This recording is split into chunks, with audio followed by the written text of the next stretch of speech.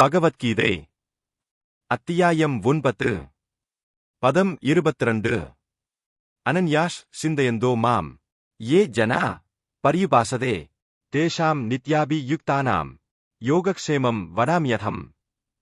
பொருள்: ஆனால் எனது திவ்ய ரூபத்தின் மீது தியானம் செய்து கொண்டு களங்கமற்ற அனன்ய பக்தியுடன் என்னை நித்தியமாக வழிபடுபவர்களுக்கோ அவர்களுக்கு வேண்டியவற்றை கொடுத்தும் அவர்களிடம் இருப்பவற்றை காத்தும் நான் பாலிக்கின்றேன்.